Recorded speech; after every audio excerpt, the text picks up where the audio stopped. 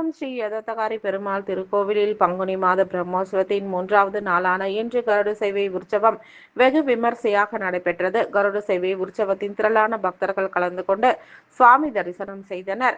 சத்தியவிரத கஷேத்திரம் என அழைக்கப்படும் காஞ்சிபுரத்தில் 108 திவ்ய தேசங்களில் ஒன்றானதும் திருவெகா பெரிய பெருமாள் என அழைக்கப்படும் ஸ்ரீ கோமலவல்லி நாயகா சமேத ஸ்ரீ யதத்தகாரி பெருமாள் திருக்கோவிலில் பங்குனி மாத பிரம்மோற்சவம் கடந்த 12ஆம் தேதி கொடியேற்றத்துடன் துவங்கி நடைபெற்று வருகிறது. ஸ்ரீ யதத்தகாரி பெருமாள் திருக்கோவில் பங்குனி பிரம்மோற்சவத்தின் 3வது நாளான இன்று கருட சேவை உற்சவம் வெகு விமர்சையாக நடைபெற்றது.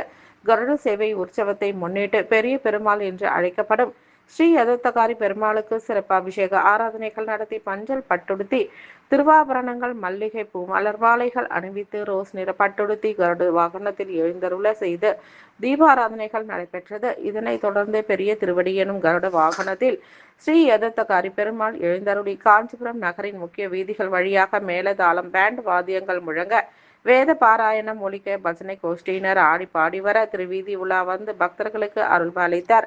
கருட சேவை உற்சவத்தில் வழி எங்கிலும் திரளான பக்தர்கள் கலந்து கொண்டு கோவிந்தா கோவிந்தா கோஷமிட்டு பெருமாளை வணங்கி தரிசனம் செய்து வழிபட்டு சென்றனர்.